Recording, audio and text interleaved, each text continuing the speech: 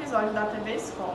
Hoje falaremos sobre a Constituição de 1988 e no episódio de hoje traremos vários convidados de diversas partes do mundo que darão sua opinião sobre a Constituição de 1988 e falarão um pouco sobre a aprovação dela no dia 22 de setembro de 1988. Boa noite, gente. Meu nome é Regilene e hoje eu vou falar um pouco sobre a Constituição Federal de 1988. Então, a Constituição de 1988 é a nossa atual Carta Magna. Ela é a 7ª Constituição promulgada no Brasil e a 6ª desde que o Brasil se tornou uma república. Essa Constituição fez a transição entre um período de regime militar para um período de regime democrático. Em 22 de setembro de 1988, a Assembleia Constituinte, formada por 559 parlamentares, promulgou a nossa Constituição atual. Além dela estabelecer a inviolabilidade de direitos e liberdades individuais, ela também permitiu a criminalização do racismo, a igualdade entre gêneros, os direitos à saúde, à educação, ao trabalho e também permitiu que fosse acabada a tortura que existia no regime militar. Em sua face menos liberal, ela permitiu que o Estado exercesse o monopólio e também exercesse sua força em campos de petróleo e exploração de subsolo. Embora nossa Constituição seja um texto que traga várias garantias e direitos fundamentais, o que lhe rendeu o nome de Constituição Cidadã por causa disso, ela até hoje recebe muitas críticas pelo seu inchaço e a discrepância entre a realidade e a teoria, pois o Brasil, mesmo após 30 anos após promulgada a Constituição, continua pobre e desigual.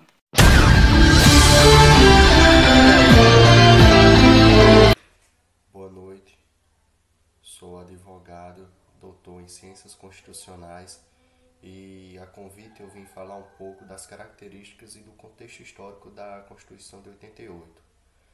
Bem, a Carta de 88 foi uma Constituição promulgada, ou seja, contou com a participação popular em sua elaboração. Ela é um documento formal e escrito, com um sistema ordenado de regras dogmático, elaborado por um órgão constituinte, analítico e rígido, ou seja, o seu texto é extremamente minucioso, prolixo, e só pode ser alterado com dificuldade através de emendas constitucionais. Sua prolixidade, com uma linguagem confusa, às vezes contraditória, é alvo de críticas até de juristas como Celso de Mello, que defende a maior eficiência de um texto mais enxuto. Ela também contou com forte participação de alas progressistas, somando isso aos desejos de expurgar o autoritarismo do país e de arquitetar uma legislação avançada para o seu tempo. A obra resultante foi um caldeirão de ideias, onde se misturaram sinceros desejos democráticos.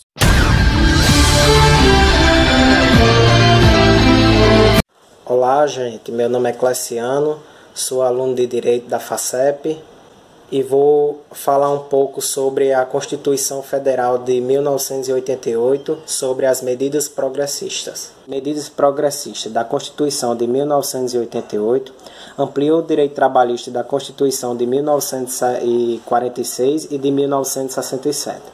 Reduzindo a jornada semanal de 48 horas para 44 horas, restituindo o direito de greve, restituindo liberdade de associação sindical, 13º salário, aposentados e seguro-desemprego. Seu título 2º conta com mais de 70 incisos sobre os direitos de todo cidadão para a vida e a liberdade, e a igualdade, e a propriedade, e a segurança. Mais inovadores são os 12 direitos sociais do capítulo 2º, que inclui transporte, lazer, previdência social, assistência ao desamparado e a proteção à maternidade e à infância. Em reação à arbitrariedade da Constituição de 1967, ela restituiu o direito à livre manifestação de pensamento, vetado o anonimato e à liberdade de expressão intelectual, artística, científica e comunicação, fim da censura, além do direito ao habeas data, que garantem a todo cidadão acessar qualquer dado do seu respeito em arquivo do governo.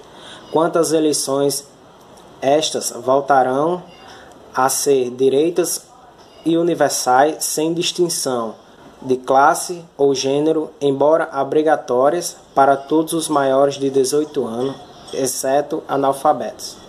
O exemplo que encontramos sobre medida progressista é o artigo 5º da Constituição Federal, que fala, o inciso 4º, ele diz: é livre a manifestação do pensamento, sendo vedado o anonimato.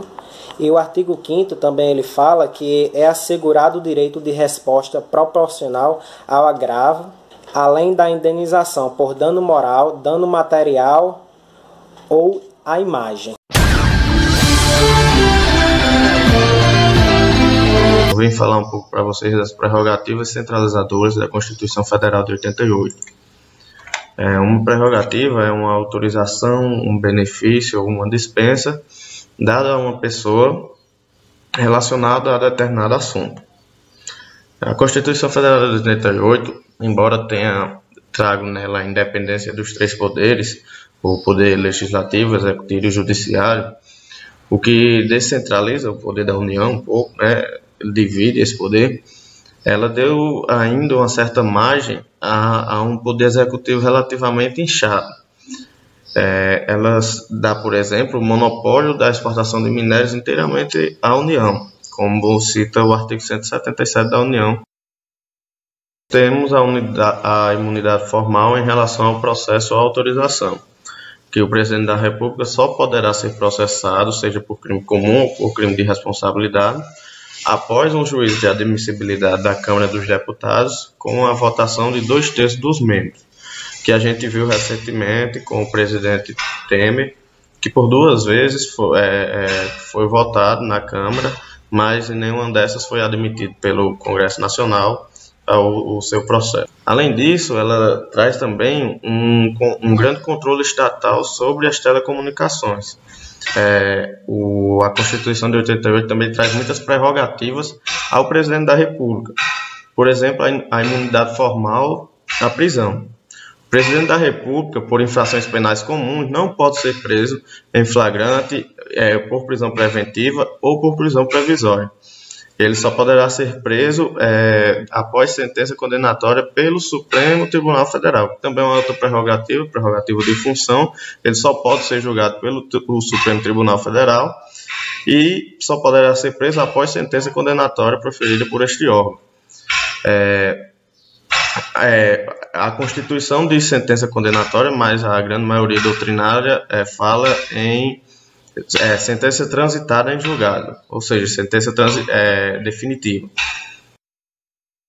Temos a imunidade formal em relação ao processo ou autorização, que o presidente da República só poderá ser processado, seja por crime comum ou por crime de responsabilidade, após um juízo de admissibilidade da Câmara dos Deputados, com a votação de 2/3 dos membros, que a gente viu recentemente com o presidente Temer, que por 2 vezes foi votado na Câmara, mas em nenhuma dessas foi admitido pelo Congresso Nacional o seu processo.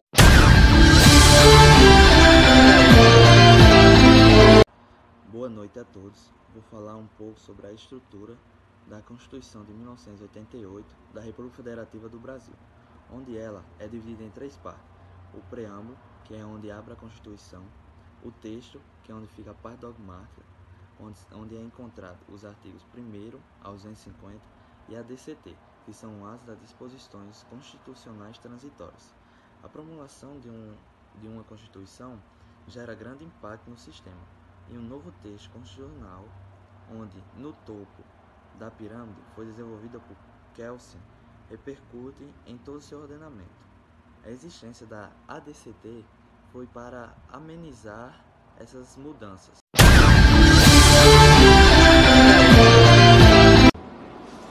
Então, pessoal, esse foi o episódio de hoje. Espero que tenham gostado e até a próxima!